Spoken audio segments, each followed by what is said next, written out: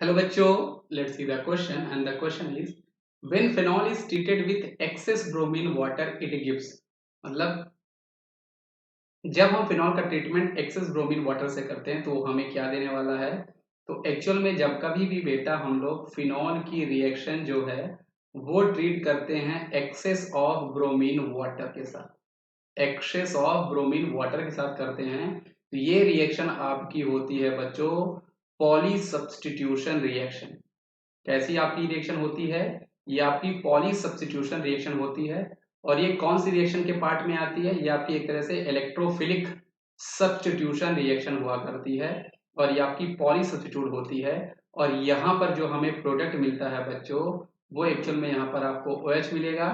Bromine जो है वो आपका यहाँ पर ऑर्थो, पैरा और ऑर्थो पे जाके अटैच हो जाएगा।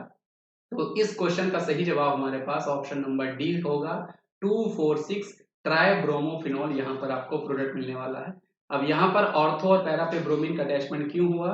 क्योंकि यहाँ पर OH जब अपने लोन पेयर को डोनेट कर रहा होगा तो नेगेटिव चार्ज जो है वो रेजोनेटिंग स्ट्रक्चर में हमारे पास ऑर्थो और पैरा पोजिशन में आते हैं। मतलब आपकी इलेक्ट्रॉन डेंसिटी जो है वो वहां पे बढ़ा करती है।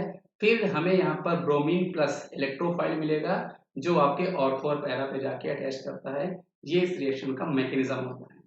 यहाँ पर बेटा एक और इम्पॉर्टेंट चीज ये होती है कि सपोज करो अगर हमने इसी रिएक्शन मतलब इसी फिनॉल की रिएक्शन हमने कराई होती bromine in the presence of carbon disulphide solvent के प्रेजेंस में, तब ये रिएक्शन जो आपकी होती बेटा वो आपकी होती मोनो सब्स्टिट्यूटेड। तभी आपकी होती mono substituted electrophilic substitution reaction. तभी आपकी हो जाती मोनो, है ना, सब्स्टिट्यूटेड इलेक्ट्रोफिलिक सब्स्टिट्यूशन रिएक्शन तब आपकी हो जाती है। मतलब उस केस में आपको ऑर्थो ऑर्थो ब्रोमोफिनॉल मिलता और पैरा ब्रोमोफिनॉल मिलता। तो आपको अलग अलग यहाँ पे मिक्सचर प्रोडक्ट दोनों के मिल रहे होते, है ना। तो ये भी आपको ध्यान होना चाहिए बच्चों। तो आई होप आपको ये कॉन्सेप्ट समझ में आया होगा बच्चों। Thank you. इस क्वेश्चन का सही जवाब आपके पास डी है।